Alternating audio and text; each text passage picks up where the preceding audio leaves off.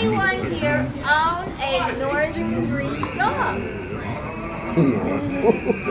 Well, we happen to have two of them here today. My name is Kathy, and this is Patty, and our dogs are Marty and Shiloh, and I have a Siberian Husky northern breed, and Patty has an Alaskan Malamute. And these are beautiful examples of what the breed should look like. So if you ever wondered what it would be like if you got a good quality Husky or Malamute, this is what you get. And what you get is a lot of fur. That's the beginning. So you have to know that if you have this as a pet, you are going to be dealing with fur for the rest of your life. See, I have some coming out here. Comes out all the time. All the time. One brushing. One brushing. Oh my gosh. Okay, One brush? I'll just, Wow. if you feel like touching it, go ahead and touch it. If you don't feel like touching it, just pass it by. But Wow. that is what is necessary for the northern breed dogs to stay warm. That's called their undercoat. And as I said, undercoat comes out all the time, even though they're outside most of the time, it still seems to come out all the time. So that's the undercoat, and the colors, the gray color and the red color on the outside of the dog is the guard hair. And that's what repels the water from the dog so that they can stay out in a snowstorm, they can stay out in a rainstorm, they can stay out when it's 20 below zero, and that repels the snow, repels the rain, and the undercoat, the white stuff, keeps them nice and warm. So that's part of the northern breed. Now, of these two, the Malamute is a dog that's going to be a little bit bigger or a lot bigger than the Husky. Do you want to talk a little bit about your Malamute? Yeah, she's only 67 pounds, so she's small. Usually the girls go about 75, 80, and the boys close to 90. But you can see the difference in the girth. These guys are like bigger built, and they're more breeding dogs. Breeding dogs of the north, they're racing dogs. So these guys really aren't used in races.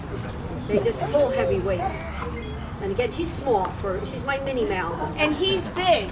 So you might look at them and say, but goodness gracious, they look the same. And they're both AKC champions, and they both have a lot of titles in rally, in obedience, in scent work, in barn hunting. We do all kinds of things with them. Right. And They're not just for sledding. Right. They're not just a northern breed dog that's ready to pull a sled, even though that's their favorite thing to do. Yeah. If they had their druthers, that's what they do all the time. Fast cat, they do. They love to run. I mean, they just. That's what they Right. That's what they're born and bred to do, is to run, and you get treats. I have a treat in my pocket. That's why he's so excited. Marty, sit. Okay. But you can train these dogs to do a movie. You easily can. Marty, sit. Marty, down. Marty, up. Marty, come front. Marty, go around. And Shiloh can do the exact same thing. She knows how to do all of this. So, not to think, I mean, one thing people think is that these guys are wild and they're crazy. And you can get dogs if you don't train them right, and if you don't do things with them to get rid of their energy. They can be destructive. They can eat your house, eat your couch, break away, run down the street. Dig holes. He dug a hole today. Oh my goodness, we have a stockade fence in our backyard. And this screwball was out there, must have smelled something on the other side, dug a hole this deep and pushed the fence out of its nails and pushed it away. So he's determined to find something that he was smelling. So they have great smellers, great nosers. That's why we use them in scent work and nose work.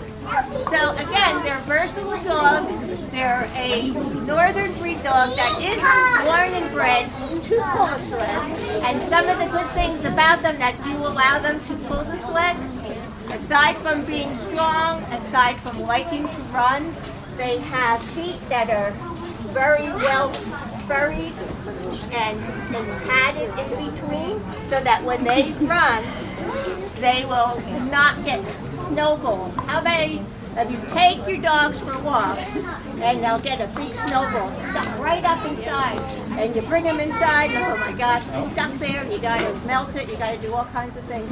These guys don't have that problem at all. So their feet are furried and padded, almost like a Labrador, Charlie. You know you don't like that.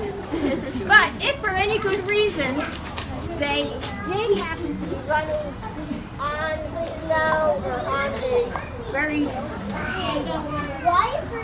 not a soft surface, we would put little doggy booties on them. And again, these are similar to, watch out, there's a dog. Okay. Very similar to what people buy to walk on the streets to protect your dog's feet from the salt and all that. Well, we use them to protect our dogs from running in very rocky or icy or some kind of conditions that are not suitable for the dog to run. So, when I'm ever training, if I'm ever racing, I have 20 of these things that I will take with me.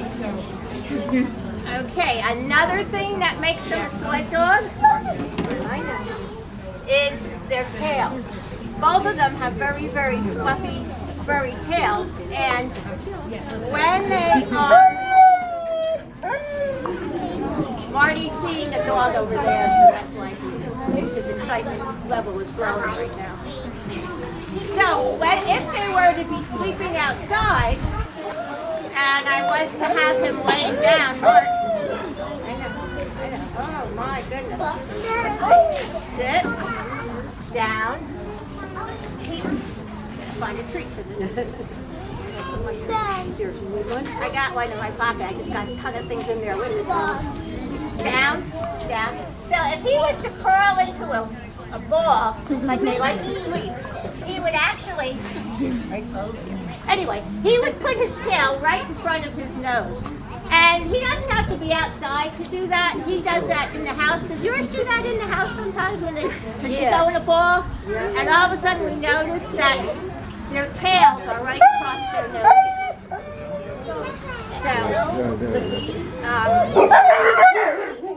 Hey guys, I don't think it's a great idea that you have your dogs real close to here. Because he's going to start howling and then I won't be able to speak. That's the next thing you know, they don't bark. Okay? They howl, howl all the time. So if you had 15 of these in your backyard, you would get howling dogs from time to time. Either when fire whistles went off, when middle of the night, anything that would create a howl. So keep that in mind if you had several dogs of the husky nature or the Malamute nature, they do howl. Okay, so we covered the tails, their feet, their ears. Yes, think about your dogs. If you have prick-eared dogs, have you ever looked inside of their ears? Well, these guys actually have fur growing inside their ears. Now, keep on to this, but if I turn the ears inside out, you see all that fur in there. And again, something to keep them warm, something to keep them so that outdoors they can survive when it's 50, 60 degrees. Okay, so the nose, tail, the length of the nose, the fur across it will warm their nostrils. Lots of good things to keep them warm. Does anybody have any questions so far? You have a question? Yes. You have a question? Big voice.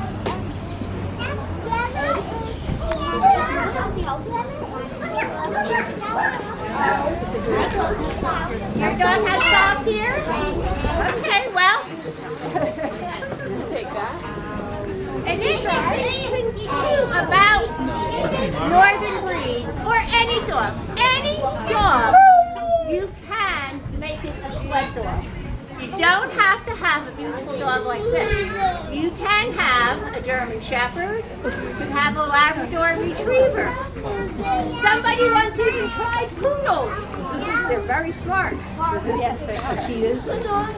But that didn't work out too well because the poodle's fur kept going to the ground. This guy tried to brace the poodles in the Iditarod. And as you saw how his fur